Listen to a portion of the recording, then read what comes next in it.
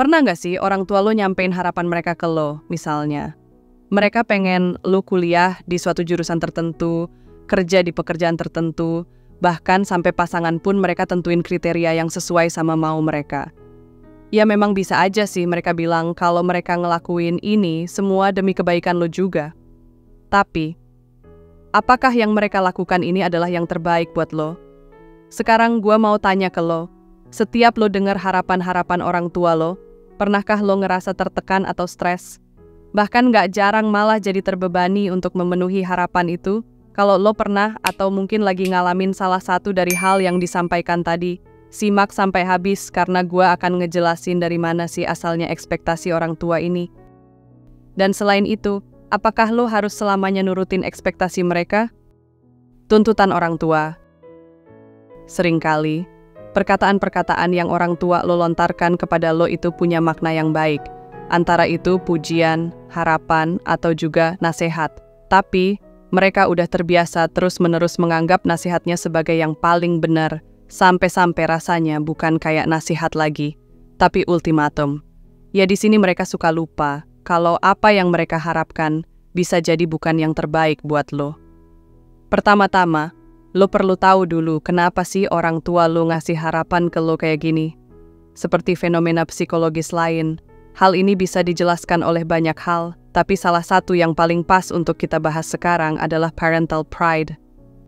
Parental pride singkatnya adalah rasa bangga yang dialami orang tua terhadap anaknya.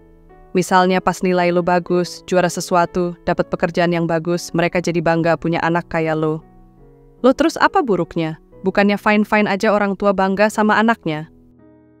Ya bangga sih, fine-fine aja ya, tapi yang bisa bikin parental pride ini agak bermasalah adalah ketika kebanggaan ini lebih ditujukan ke keberhasilan mereka sebagai orang tua, daripada ke keberhasilan anaknya sendiri.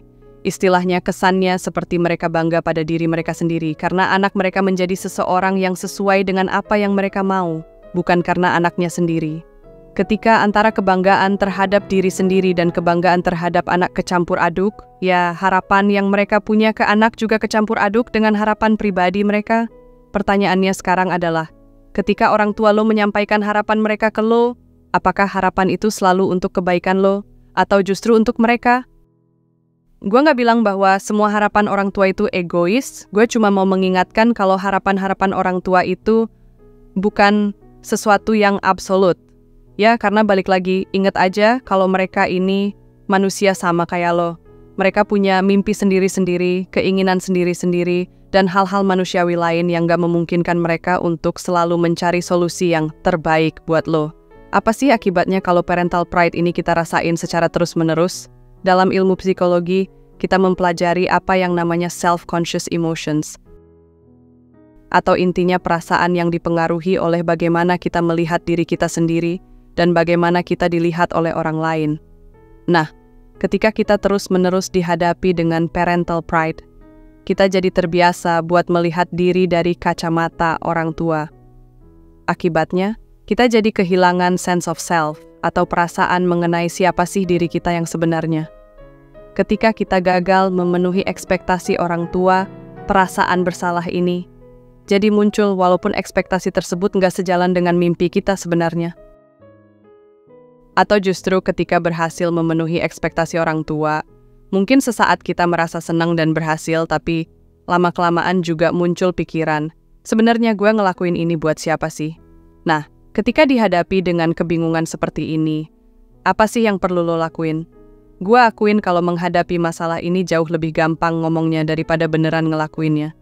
Ya gimana nggak susah, salah ngomong sedikit mungkin bisa aja dicap jadi anak durhaka. Untuk ngelakuin hal ini, pertama-tama lo sebaiknya pahami dulu apa yang lo mau lakukan, apa yang menjadi mimpi lo, apa yang menjadi tujuan hidup lo. Cari tahu aja terlebih dahulu karena tanpa hal tersebut, ada kemungkinan lo nggak punya hal apapun yang bisa lo komunikasikan kepada orang tua lo. Buktikan kepada orang tua lo kalau lo saat ini sudah punya atau seenggaknya sedang mencari hal-hal yang terbaik bagi diri lo sendiri. Sambil melakukannya, lo juga bisa nyari tahu kenapa orang tua lo punya harapan-harapan tertentu terhadap lo. Apakah ada hubungannya dengan kehidupan mereka dulu? Atau mungkin berhubungan dengan ketertarikan atau passion pribadi mereka. Ketika lo sudah mengenali asal-usul atau latar belakang dari harapan orang tua lo ini, lo bisa lebih mudah mendekati mereka untuk ngomongin masalah ini.